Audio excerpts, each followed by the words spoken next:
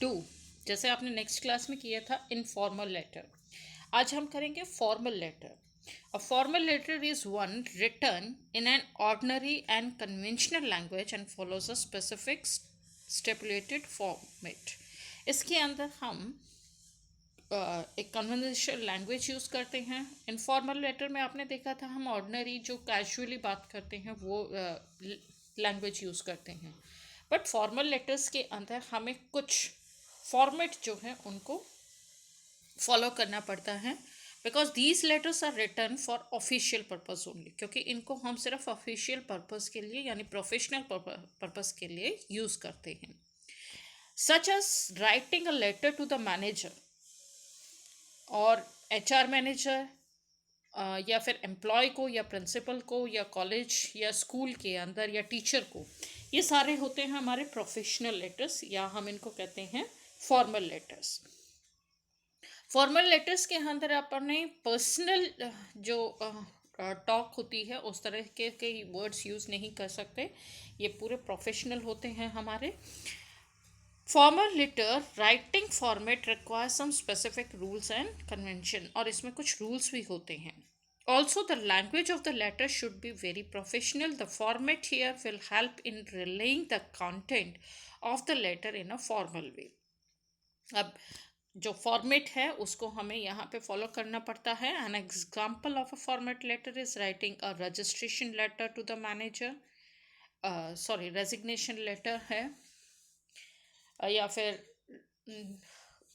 Leave application के लिए है. तो ये मैं आगे आपको बताऊंगी कि किस किस तरीके से हम लोग फॉर्मल लेटर्स को यूज़ करते हैं. Using this formal letters are written in English in private companies, और मोस्टली ये हमारे लिए इसलिए भी इम्पॉर्टेंट है क्योंकि मोस्टली जितनी भी प्राइवेट कंपनीज है, इवन आजकल अगर आप गवर्नमेंट जॉब्स में भी जाते हो तो फॉर्मल लेटर्स मोस्टली जो है वो इंग्लिश में लिखा जाता है. But in India, many companies, especially government firms, accept formal letters written in the Hindi language. हम हिंदी में भी लिखते हैं, बट प्राइवेट सेक्टर्स जो है आजकल काफ़ी थोड़ा सा मॉडर्न हो गया है, तो वो इंग्लिश में अगर आप लिखते हो तो थोड़ा सा इम्प्रेस जो कहते हैं हम अपनी बातें जो हैं वो बिल्कुल प्रोफेशनल वे में कहते हैं, क्योंकि हिंदी में हम लोग फिर भी फॉर्मली हो जाते हैं क्योंकि वो हमारी मदर टंग मतलब कि नेशनल लैंग्वेज है इसीलिए. और इंटरनेशनल लैंग्वेज हमारी इंग्लिश है, तो ये हमें हर जगह पे मतलब कि एक हर जगह पे हमारे काम आने वाली है. In fact the formal letter formats are also taught to the students in the school so that they would be able to write the letters for any particular situation to their teachers and principals. दूसरा students को ये इसलिए भी बताया जाता है formal letter क्योंकि particularly वो जो हैबिट होती है उनकी, वो अपने टीचर्स को अगर कुछ लेटर वगैरह लिख रहे हैं, लीव एप्लीकेशन भी है आपकी, या प्रिंसिपल को आप किसी चीज़ के लिए मतलब कि रिक्वेस्ट करना चाहते हैं, तो वहाँ पर आप इस तरह के फॉर्मल लेटर्स लिख कर अपनी एक हैबिट बना सकते हैं. तो इसीलिए भी स्टूडेंट्स को ये सिखाया जाता है.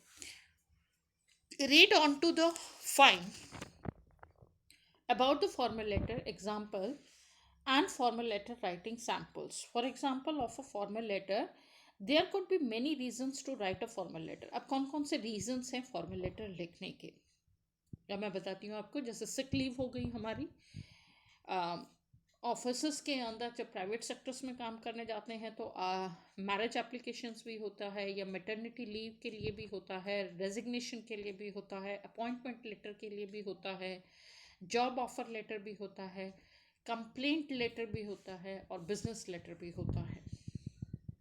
तो ये सारे के सारे मतलब कि रीजंस हैं जिसके लिए हम फॉर्मल लेटर्स को यूज़ करते हैं. The one explained here is the one most commonly used for formal communications these days, और ये बहुत ज़्यादा आजकल कॉमन हो गया है क्योंकि हम हर हमेशा अपने से मिल नहीं सकते हैं, तो ये एक कम्युनिकेशन भी बन गई है, हमारा लिंक भी बन गया है कि हम अपने लेटर्स लिखकर हम आगे फॉरवर्ड कर दें. तो बात करने से हमारी बात पर इतना शायद असर नहीं होता, लेकिन अगर हम फॉर्मल लेटर अपना लिखकर अगर कहीं पर भेजते हैं तो उसके ऊपर एक्शन बहुत जल्दी होता है। आपने घर में भी देखा होगा, इलेक्ट्रिसिटी बिल अगर आपका ज़्यादा आ गया तो आप उसके लिए भी एक लेटर लिखकर भेज सकते हैं। तो इसलिए ये काफ़ी ज़रूरी कॉमन हो गया है। अब इसके अंदर कुछ हमें जो रूल्स फॉलो करने होते हैं उसके बारे में अब हम पढ़ते हैं। सबसे पहला आता है हमारा सेंडर्स एड्रेस। जो इस लेटर को लिख रहा है, अगर आप इस लेटर को लिख रहे हैं, मैं इस लेटर को लिख रही हूँ, तो मेरा एड्रेस जो है वो सबसे ऊपर आएगा। The sender's address is usually put on the top right hand corner of the page, right hand side में। वैसे आजकल हम सारा फॉर्मेट जो है वो लेफ्ट हैंड साइड में लिखते हैं, तो सेंडर का एड्रेस लेफ्ट हैंड साइड में आप लोग लिखेंगे, बिल्कुल टॉप पर कॉर्नर पर। The address should be complete and accurate in case the recipient of the letter wishes to get in touch. और ये एड्रेस हमारा बिल्कुल एग्जैक्ट होना चाहिए, बिल्कुल सही होना चाहिए, क्योंकि अगर जिसको भी हम ये लेटर लिख रहे हैं और वो हमसे अगर कनेक्ट होना चाहता है तो वो हमें उसी एड्रेस से कांटेक्ट करेगा। तो इसीलिए हमें एड्रेस जो है वो प्रॉपर वे में लिखना बहुत ज़रूरी होता है। उसके बाद आती है हमारी डेट। बिल्कुल एड्रेस के, सेंडर एड्रेस के नीचे हम डेट मेंशन करेंगे। The sender's address is followed by the date just below it on the right hand side of the page. Now you can write on the left hand side, this is the date on which the letter is being written. कौन सी date को letter लिखा गया है, वो letter की date mention करना बहुत ज़रूरी है। It is important in formal letters as they are often kept on record. और फॉर्मल लेटर्स में डेट बहुत महत्वपूर्ण है, क्योंकि रिकॉर्ड के अंदर उसको उसी के अकॉर्डिंग रखा जाता है। उसके बाद आता है रिसीवर्स एड्रेस, जिसको हम भेज रहे हैं, उसके बाद आता है उसका address. After leaving some space we print the receiver's address on the left side of the page, whether to write to above the address.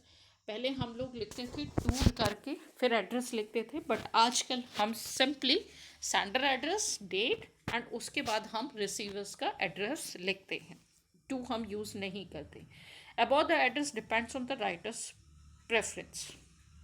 Make sure you write the official title, name, position etcetera of the receivers as the first line of the address. सबसे पहले आप किसको लिख रहे हैं, official title उसका होना चाहिए, नेम होना चाहिए, उसकी पोजीशन होनी चाहिए, उसके बाद उसका पूरा एड्रेस होना चाहिए रिसीवर्स का। उसके बाद हम ग्रीटिंग करेंगे। ग्रीटिंग कैसे करते हैं हम, this is where you greet the person you are addressing the letter to. जिस किसी को भी लिख रहे हैं उसको ग्रीट करना है। Bear in mind that it is a formal letter, क्योंकि एक फॉर्मल लेटर है तो वो बहुत ज़रूरी है। So the greeting must be respectful and not too personal. वो रिस्पेक्टफुल होनी चाहिए, पर्सनल नहीं होनी चाहिए। The general greeting used in formal letters are sir और मैडम। इन दो से ही हम लोग लिखते हैं। If you know the name of the person, the salutation may also be Mr. XYZ और Miss ABC। अगर आप नाम जानते हैं, नाम से पता है, तो आप वहाँ पर या तो सर या मैम से शुरू करिएगा, या फिर आप मिस्टर जो भी नाम है XYZ वो लिखेंगे, या मिस ABC जो भी है उनका नाम लिख सकते हैं। But remember you can not address them only by there first name. उनके फर्स्ट नेम से नहीं लिखोगे, उनका सर नेम लिखना बहुत ज़रूरी है। आप सीधा नहीं लिख सकते। फॉर एग्ज़ाम्पल यहाँ पर हम ले सकते हैं, जैसे आप लिख रहे हो यहाँ पर मिस ऋतु जून को, तो यहाँ पर आप मिस ऋतु नहीं लिख सकते, आपको मिस ऋतु जून पूरा नाम लिखना पड़ेगा with her surname. So remember, you cannot address them only by their first name. It must be the full name or only their last name. या फिर आप मिस जून भी लिख सकते हो या ऋतु जून, लेकिन आप मिस ऋतु बिल्कुल नहीं लिख सकते। उसके बाद आता है हमारा सब्जेक्ट, क्योंकि after the salutation greeting comes the subject of the letter. अब किस रीज़न के, किस पर्पस के लिए आप लेटर लिख रहे हो, वो सब्जेक्ट में एक लाइन में हमें मेंशन करना बहुत ज़रूरी होता है। रिगार्डिंग आप सब्जेक्ट लिखोगे, उसके बाद कॉमर्स लगा के, सॉरी डॉट्स लगा के, उसके बाद आप regarding for which reason you are writing this letter, you can mention that there. After the solution or greeting comes the subject of the letter. In the center of the line, write subject followed by a colon. Then we sum up the purpose of writing the letter in one line. सिर्फ एक line का होना चाहिए, एक या दो line का हो सकता है, बट उसके अंदर हम बिल्कुल जो हमने बॉडी में लिखना है वो नहीं आना चाहिए. वहाँ पर जिस तरह से हम टाइटल देते हैं ना किसी भी स्टोरी वगैरह को, का टाइटल होता है, सिर्फ उस तरीके से हमें मेंशन करना होता है. तो एक या दो लाइन में आप उसको लिख सकते हैं. This helps the receiver focus on the subject of the letter in one glance. क्योंकि कुछ जो बहुत बड़ी पोस्ट पे होते हैं तो वो हर एक लेटर पढ़ नहीं पाते, तो वो जस्ट एक सब्जेक्ट देना ज़रूरी है, सो दैट कि वो फोकस कर सके जो भी हम अपने कंप्लेंट लिख रहे हैं या रीज़न जो भी है उसके ऊपर उनका फोकस हो सके. देन आती है हमारी body of the letter. This is the main content of the letter. It is either divided into 3 paras और 2 पैरास. ये मेन कंटेंट है हमारे लेटर का, तो इसको हम 2 या 3 पैराग्राफ्स में डिवाइड कर सकते हैं. The purpose of the letter should be made clear in the first paragraph. और जो हमारा पर्पस है लेटर का वो हमारा फर्स्ट पैराग्राफ में ही क्लियर हो जाना चाहिए. उसके बाद हम नीचे रीजंस लिख सकते हैं, बट जो मेन हमारा फोकस है वो हमारा फर्स्ट पैराग्राफ में हो जाना चाहिए. The tone of the content should be formal. बिल्कुल हमारा जो टोन होना चाहिए सेंटेंसेस का वो बिल्कुल फॉर्मल होना चाहिए, ऑफिशियल होना चाहिए. Do not use any flowery language. Flowery language मतलब हम कैजुअली जो बात करते हैं वो उसके अंदर हम यूज़ नहीं कर सकते. Another point to keep in mind is that the letter should be concise and to the point. On to the point होना चाहिए. उसके अंदर हम ज़्यादा एग्जाम्पल्स वगैरह या स्टोरी की तरह हम नहीं लिख सकते. उसको बिल्कुल एक्यूरेट पॉइंट टू पॉइंट हमें लिखना बहुत ज़रूरी होता है. And always be respectful and considerate in your language. In case अगर हम किसी चीज़ की कंप्लेंट भी कर रहे हैं तो भी रिस्पेक्टफुल वर्ड्स उसके अंदर हमें अपनी लैंग्वेज का बहुत ध्यान रखकर लिखना बहुत ज़रूरी है. No matter the subject of the letter. It means complaint letter भी है या कुछ भी है, लेकिन हमें अपनी लैंग्वेज जो है वो बहुत ही ज़्यादा प्रोफेशनल रिस्पेक्टफुल रखनी होगी. उसके बाद आता है हमारा closing the letter. At the end of the letter we write a complimentary losing.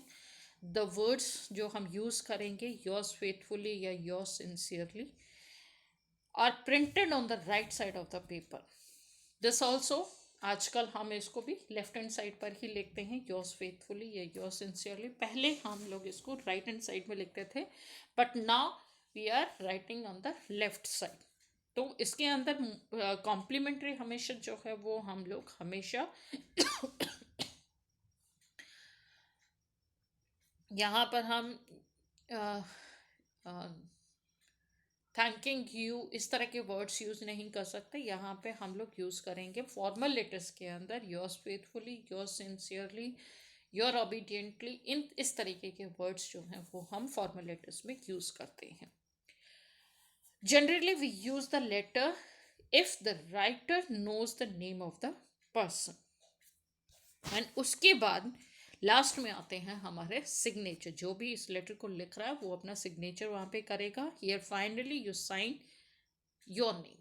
पूरा सिग्नेचर, ये नहीं कि आप लोग इनिशियली सिग्नेचर जो शॉर्ट फॉर्म होती है सिग्नेचर की वो करें, नहीं, वो प्रॉपर नाम आपका होना चाहिए.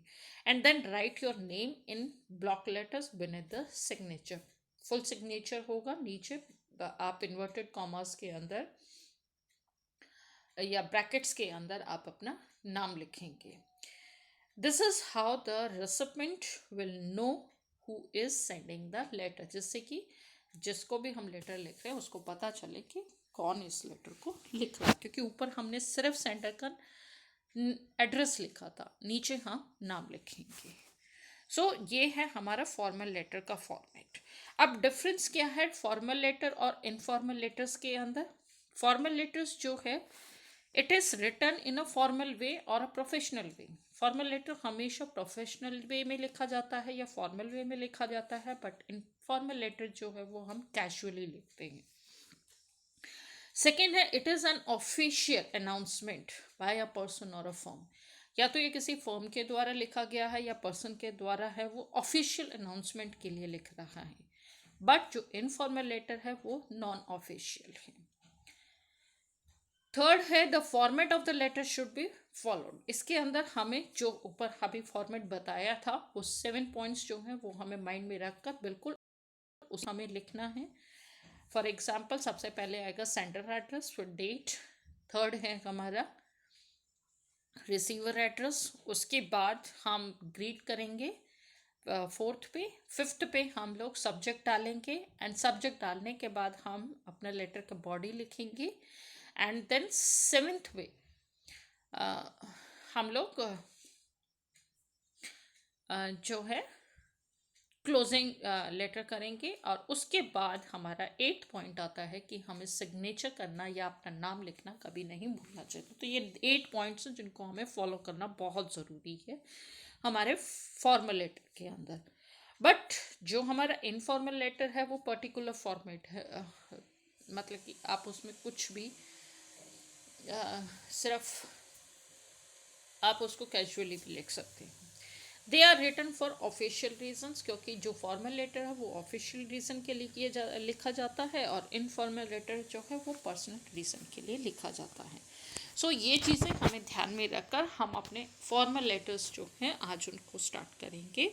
आई थिंक स्टूडेंट्स ये आपको समझ में आया होगा, होप यू अंडरस्टैंड इट। सो अब आगे की एक्सरसाइज इसी के बेस पर हम अपनी लेटर्स लिखेंगे। Thank you.